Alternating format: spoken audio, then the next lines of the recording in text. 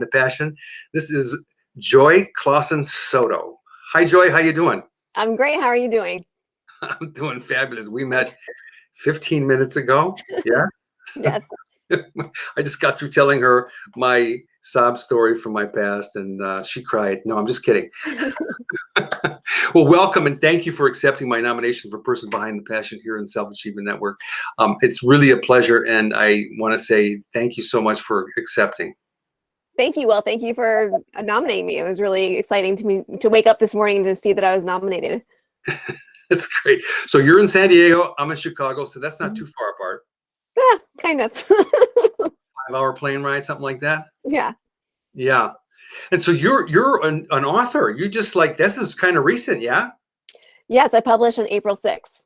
Wow, that was just like a couple of weeks ago. I saw it in that one group, in that one Aspiring authors, I think. Yeah. Aspiring authors group. Yeah. And I saw the thing, and then I looked it up and I saw the book, and your name is Joy, and your book is called Joy. Joy. Oh my gosh, this is a great story. So then the subtitle reads, help me out. The story of a dolphin trainer, filmmaker, and cancer survivor. Right. And I was just like, it's just like, with the arrow thing right in the heart. Yeah. So you have a great story, I'm sure. So we're gonna hear Joy's story, and I'm gonna ask her some simple questions. And for those of you who are watching for the first time, you don't know what the Self-Achievement Network is. Let me just tell you real quick. We're a Facebook group. We're a private group, and we're also a bunch of little hubs on the outside, which gives people the opportunity to post things and work on their passion. And so what we're all about is either, the Self-Achievement Network is an opportunity for people to either discover their passion, to share their passion, or to evolve their passion. So we've got all kinds of things set up, and there's lots of people doing things, and it's really cool. So, yeah. So you wrote this book out of an experience. I'm assuming one day you got some kind of a thing from a doctor that said, Joy, we got a problem. Yeah, when I was 20, opportunity or something like that. I'm just guessing. Yeah.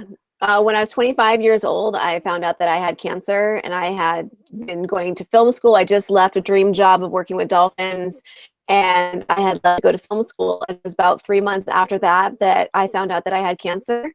And so that's when everything started. And so this book kind of takes you through the journey of to my dream job, working with animals, and then what happens when I go through cancer, and then something that I think a lot of people don't talk about, and that's the road back to normal life. Because when you're cancer-free, it's fantastic, but it's also, you don't feel normal. You don't feel like you're ready for normal life because you're bald, or at least I was, and my muscles had all atrophied. I was suffering from PTSD, but I didn't know it at the time. So it's my story of how I got back to normal and my broken road. I think that we all have this broken road that we go down. And so it goes to the very end, which is where I'm at right now, which is a place where I've been able to give back. I started a program for kids who have cancer where they go to the park and they meet a dolphin. So I've been able to give back. And for me, when I was sick, it was so important for me to see other examples of survivors. And so I want to share that with other people. I would have read this book in an instant when I was sick. And even now, it doesn't just relate to people who are going through an illness, but it relates to people who are in relationships. I talk about a relationship I was in. It was wrong for a long time. And then finally I met the right guy. So it touches on a lot of different points in life that we all go through. And I think a lot of people right now, especially, but just in general too, I think a lot of people are lost in life. So I think this is a good book to see how I was able to get back on track, and the mentality that really helped me get through that. Wow.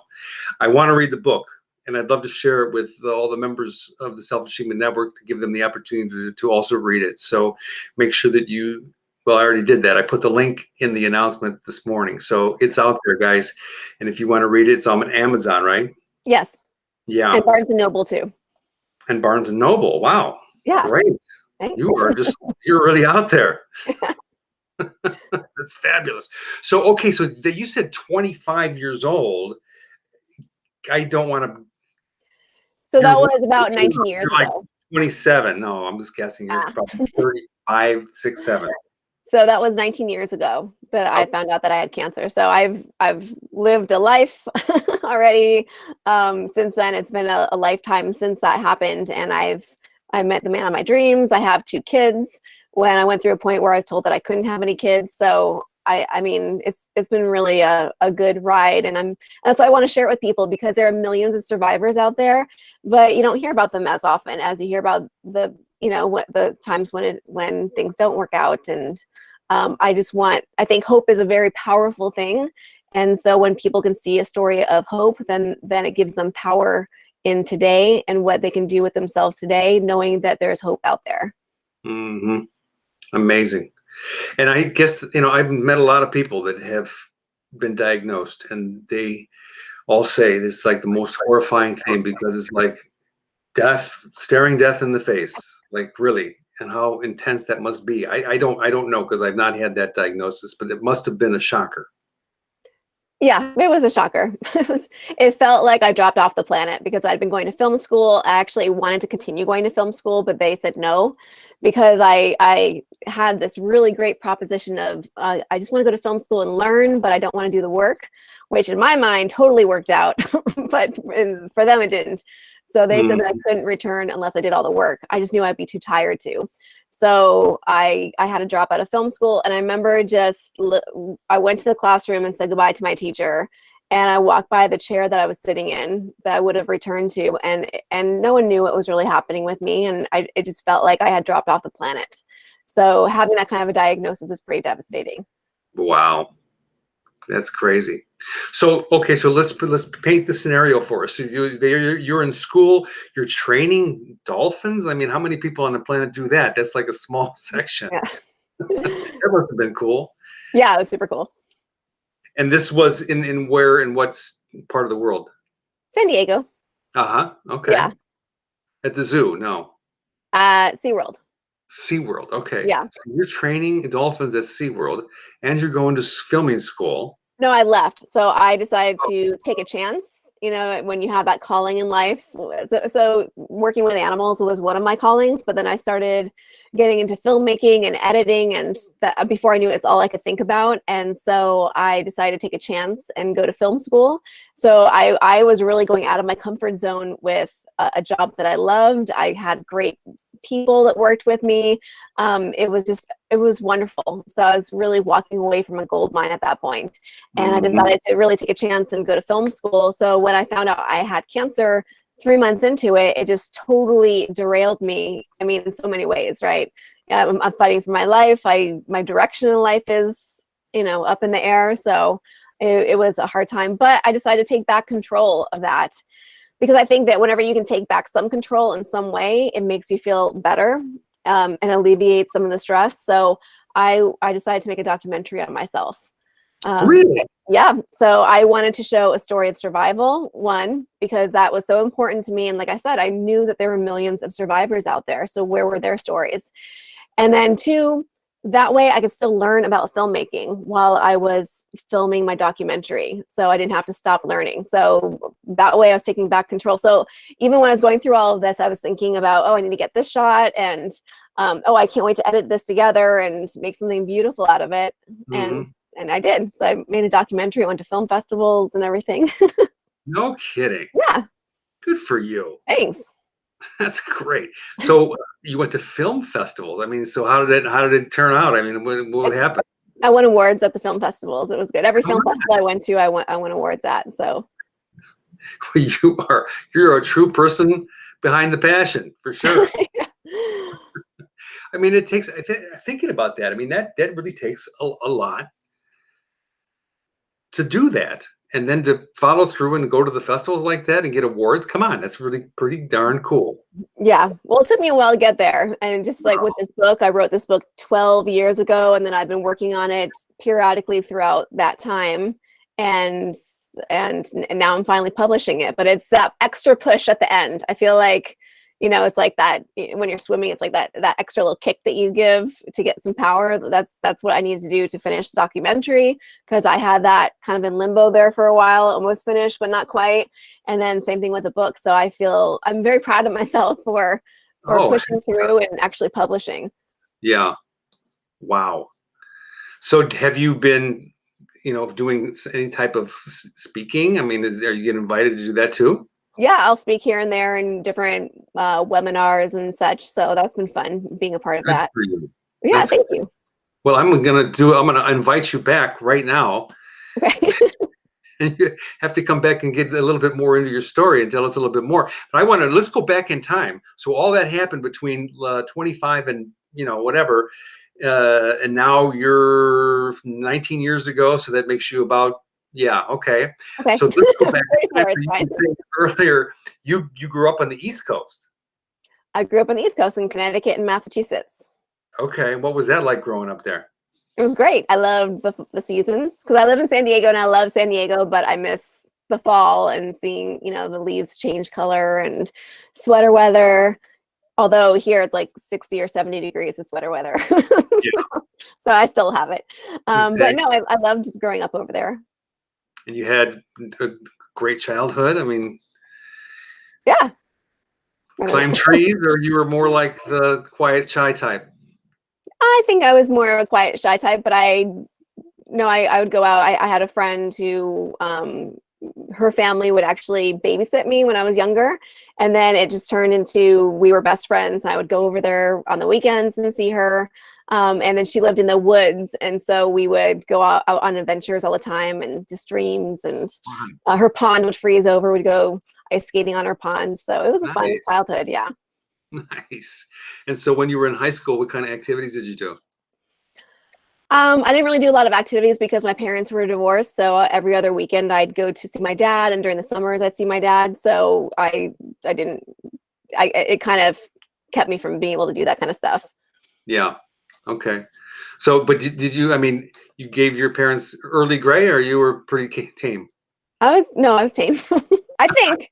I don't know. You ask a parent, I'm sure they'd be like, "Oh, wow." Yeah, right. I know. Well, I got 4 kids, and sometimes I'm just like, "See, you guys, see, Yeah. That's why I have highlights. Yeah. These are permanent and free. Oh gosh, that's great. So then, okay, so at what age you would like? You must have thought like, okay, I want to train dolphins. I mean, most people want to be doctors or lawyers or whatever. You want to train dolphins. How did that happen? I was going to college in Hawaii, and I was getting a degree in psychology, and I started to realize, you know what? I'm not cut out to listen to people telling me their problems. It's just some people are and some people aren't. I don't want to do that. So I started thinking about really what I would love to do, and I'd seen people working with animals before, and I thought that would be a wonderful job to have. And I love the ocean. I love marine mammals. So it all kind of came together, and I started applying for internships and jobs, and I got an internship working with dolphins. So I started learning how to train them from that, which was fantastic. And then I got my first paying job at Sea Life Park in Hawaii because they did drug testing. Because I would keep going. I keep asking, "Hey, do you have any job openings?" And they didn't. And they said, "No, sorry, nobody leaves here. It's really hard to get a job here." And then finally I called, and then she said, "You know what? We do have some openings." So it's that persistence and perseverance, not giving up, even though everyone's saying, "Forget about it. It's too hard to get this job." Yeah. Wow. So, but what were you studying in college? What would Psychology. That's right, psychology. Sorry. So you didn't. I mean, Well, because that's how you train the animals. right. It's positive reinforcement, operant conditioning. You reinforce what you want to see happen again, ignore what you don't want to see happen again. It's variable reinforcement schedules. So it's all of that stuff. Knowing all of that helps immensely. You were using those techniques on the dolphins. Correct. But I mean, you can use it with people too. It makes sense, and people do it all the time. If someone does something good, then you give them something they like a kid maybe likes a candy bar, or play a certain game. So you just look for those things that's unique to that person. Same thing with the animals. some dolphins love fish. I mean, obviously they're going to love fish because that's their food, but some of them loved ice or playing with a basketball. So if they were learning a new behavior, we could throw in, there's this one dolphin that I loved, and she loved ice cubes. So when she did a really good job with something, I'd say, yeah, get this big bucket of ice cubes that I had already planted, and then I'd just dump it in, and she would just sit there and munch on the ice cubes. And then Oh my vocalize. It was really cute. Yeah. Anyway, so yeah, it's very applicable to training animals. So then, okay, so you're training animals, and there you are, and then you decide you want to do film. I mean, where did that come from? My dad had gotten me a video camera, and so I was filming things, and I put it together for him. But I would do it in a totally, I want to say old-fashioned way, but I mean, they didn't have, I didn't have an editing software or anything. I think iMovie hadn't come out yet, and so I would actually put my tape connected to the VCR, play music, like pipe that into the VCR too, and then, stop it, move it to another part of the tape. And I mean, I was crazy with that. And then I got an editing program, so forget about it. Then I'm on there all the time looking at extending a transition and shortening this here. And it's all I could think about. And I really think that film is very powerful because you can inspire so many people through film and just convey emotion so powerfully through film. So that's something that really attracted me to that. What is that one? Final Cut is the... Yeah, I had that. Yeah. And I know that's been around for a long time. It has, yeah. And even iMovie. Yes, iMovie was, well, I don't know when Final Cut came out, but I had experience with iMovie first. And then when I went to film school, we started using Final Cut.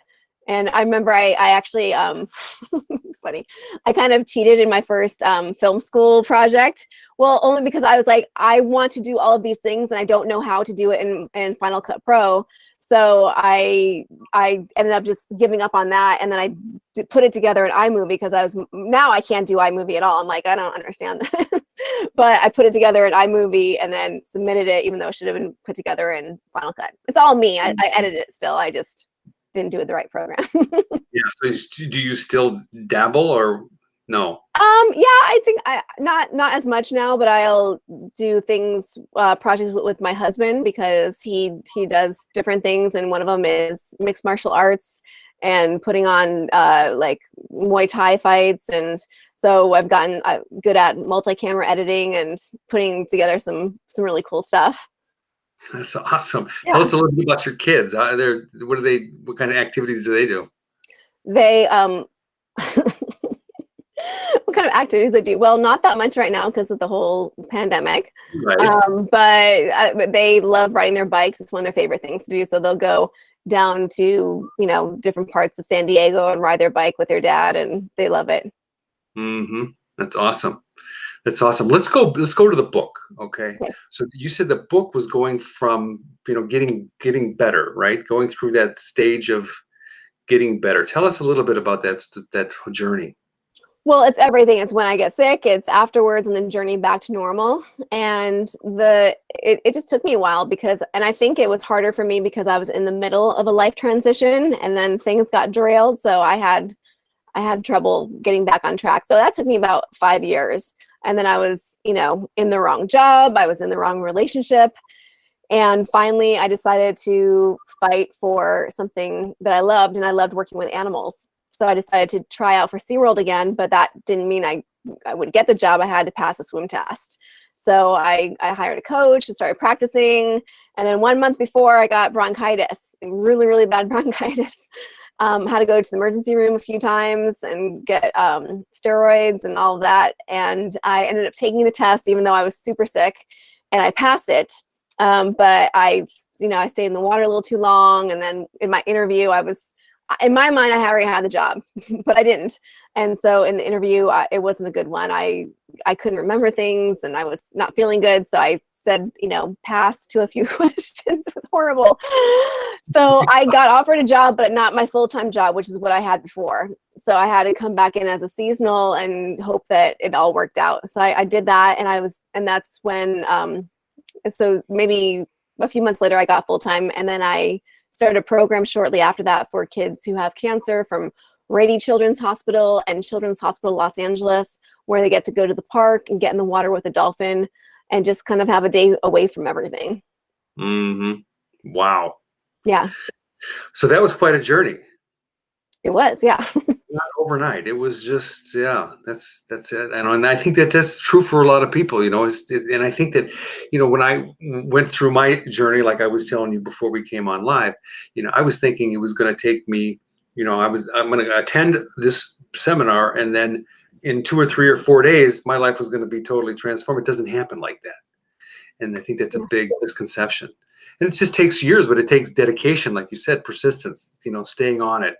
So good for you for doing that. Yeah, and one of the important things I think to note is that your mindset is so important. And so whenever you can put good stuff in every day, for me, Zig Ziglar was a big motivator, and I would listen to his tapes. And well, at that point it was tapes. Now it's different. But I would listen to his tapes, and part of what he had said, one of his stories, because he's an excellent storyteller, I highly recommend getting Zig Ziglar. But he's a great storyteller, and one of his stories actually helped me shift my perspective during a really hard time when I was sick and I was really angry and upset. And then I remember one of his stories, and I was able just to turn it around and start thinking of all the positive things that I had in my life. So I think perspective and mind shift is really important for when you're going through a hard time to get out of that hard time. Wow. Yeah, Ziegler, he's been around forever. I don't think he's with us anymore, right? He's not. Yeah. Yeah, he was big. And I remember listening to him, not a lot, but I listened to some of his stuff. And you're right, he is a great storyteller. There's something about stories, which I think you said the thing that you're most passionate about is to inspire people through telling your story. And so is that like the reason why you wrote the book, or you just had it in you, just like, I'm going to write this down and I'm going to do it? I kept, actually, Zig Ziglar recommended that I write a book. So I had met him and talked to him and actually got to give a speech in front of him, which was probably one of the most amazing parts of my life. Really? Yeah, it was really cool. And so afterwards he said, you should write a book. And if you write a book, I'll find you a publisher for it. And that was a long time ago. And honestly, I was in a place in my life where I wasn't feeling like an example, I don't know, that was when I was going through my really rough time and fighting to get back to a good place. That was when I was off path. And so I didn't write a book. So I wish he had had a chance to see it or just know that I finished it, but yeah, he's been a big influence in my life. That's great. So what are you doing these days? I mean, you're just doing the book thing, or you have a full-time job too, or what? Well, I'm homeschooling our kids. You have a full-time job. That would be a full-time job. And then I'm also doing the book and then doing speaking engagements. So I'm just, all over the place with all those different things. But I really feel like I want this book to get into the hands of people who have lost hope, who are maybe sick. I think, the things I talk about in here, first of all, by the way, this picture of me is after I came back to SeaWorld. And so I had already had cancer, and that was one of my days at work, just in the water swimming with a dolphin. I'm laughing underwater, and I love that because, first of all, that's an ugly picture. I got bubbles coming out of my nose. That's the best picture, but it's a great picture. But it's just one of those moments in life where something's going wrong, but you're happy. Obviously, I have a dolphin in front of me, so it's not that hard to be happy. But yeah, so I think it's really important for people to read a story like this and see that they can get out of their situation too, and to see how I dealt with it. I think that helps other people learn how they can deal with it too and take different things from it. Wow. So busy. Do you ever have time for like me time, chill time? What do you do when you're not crazy? No, but my kids are super sweet. I'm like, guys, can you just help me clean up? And so my son started cleaning up the bathroom last night. Like he's 6 years old, so he's got the sponge cleaning, and then my daughter starts helping him, and the bathroom is spotless. So no, I don't really have a lot of time, but today I feel really good because they helped me so much yesterday, and then today they've been fantastic, and with school and everything. So today I feel like I've had a vacation. Yeah. So they're pretty young still. So they're pretty young, yeah. 5 and 8. No, I'm sorry, 6 and 8. 6 and 8. Yeah. Cool. I remember that when my kids would try to help clean up and they would do the sponge thing, it would be like they wouldn't wring the sponge out, so they would just smear the water on. Yeah. I'm like, oh, that's good, honey. Can I try it? Oh, so if you had a one-way ticket to go anywhere on the planet with your kids and your family, where would you go? Not a Hawaii. one-way, a round trip ticket. Where would you go? Hawaii. I love Hawaii. I was Hawaii. born there. I went to school there. Went on my honeymoon to Hawaii, and my husband was actually stationed in Hawaii, and we were there around the same time, but we didn't know each other. And so Hawaii is it feels like a second home to me. So if you drop me off on Oahu, I know where to go, all my favorite spots, it's a second home to me. So I would go back to Oahu. Yeah. It's beautiful there. I've done quite a bit of work there, and the interesting thing for me was when I was on a big island, I was asking my group, my audience, and they about what their secret wish was, and they were all like, to get off this island. Yeah, you can get rock fever. Well, yeah, because they're like, we feel trapped here. It's a great, beautiful life. There's great weather and everything like that. But they also have a lot of, they want to go see the world. Yeah. So interesting. So can you cook? Can I cook? Yeah, can you cook? Mediocre. What do you want from me? Well, you're married, you got 2 kids. I mean, you can boil water, that's for sure. Yeah. Cereal.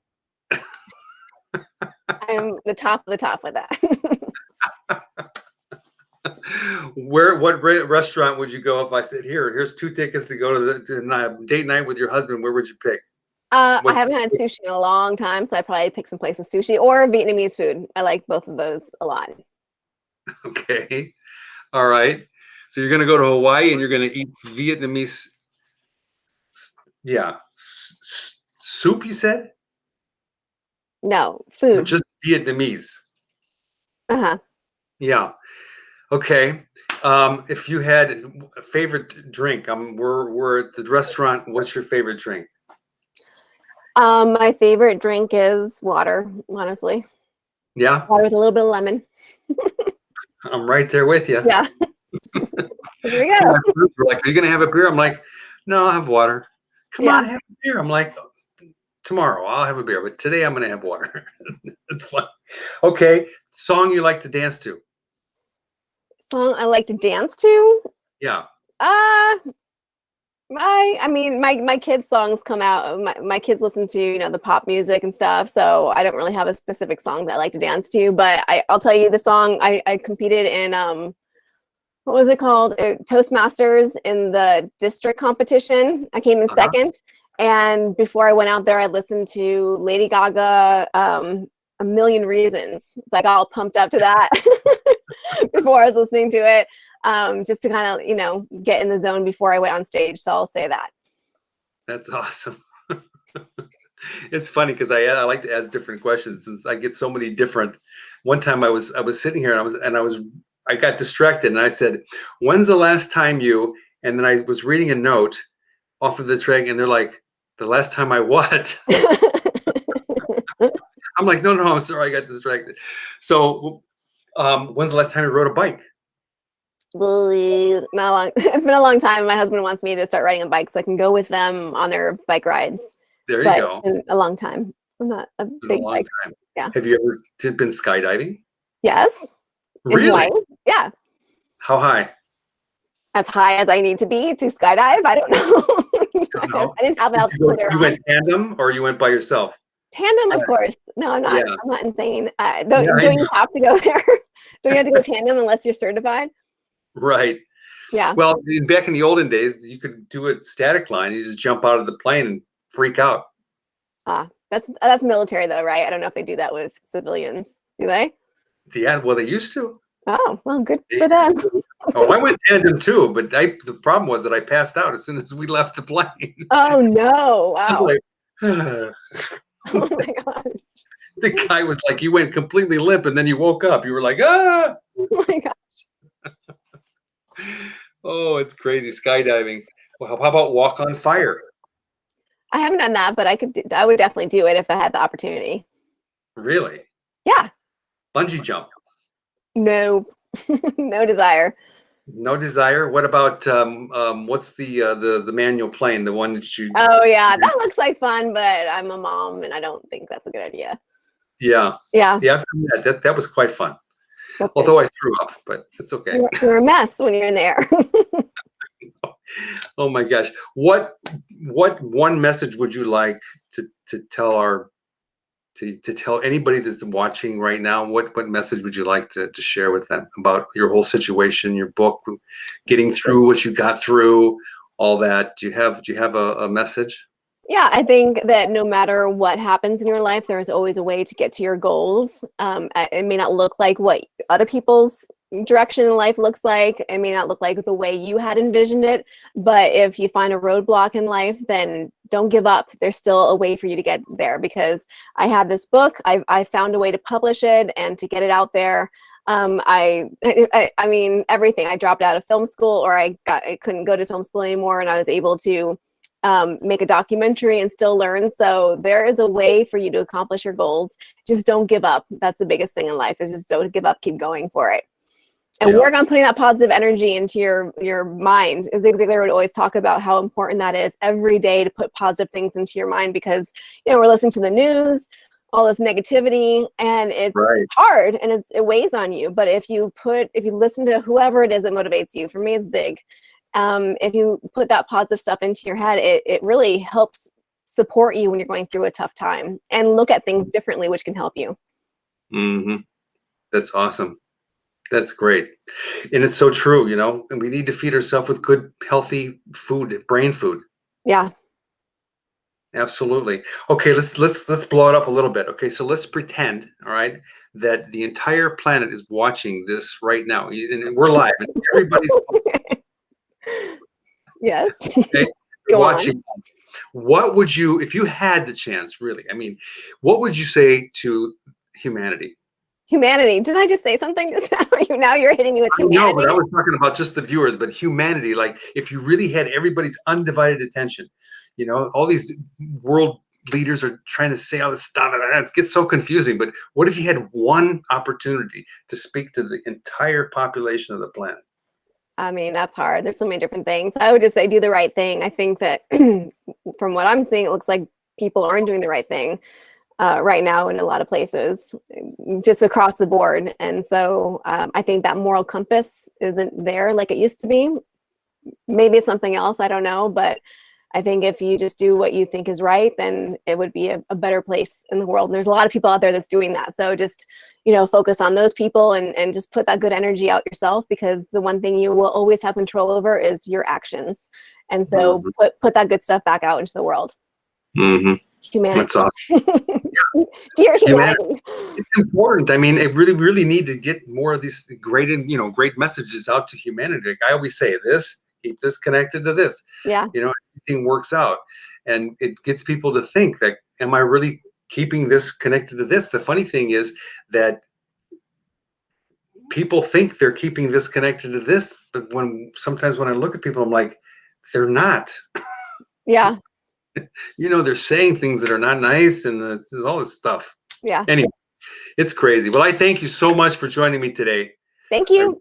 And get the book. Link is in there. We're going to put the link in this. This is going to be a different thread than the announcement one. So we'll make sure when we see it. This is going to be posted on our Self-Achievement Network page. Okay, so it's shareable to all. Wherever you want to share it to. So you'll see that you did that today. You liked or followed it, right? Yeah. And then one more thing is, if anyone does get it, I would love to get a picture, because I'm collecting all these pictures, and I've gotten pictures of my friends or people I don't even know receiving the book, and some people have shown me like pictures of this with a horse, or send you a photo on so you can post it, or they can post it on your timeline. Yeah, or to share it with me, like, through a message or whatever you want to do. But it's been, like my favorite one is someone looking over the book like this. So anyway, if you can send me a photo if you get the book, that'd be super awesome, because I love seeing them and I love collecting them. Oh, you're great.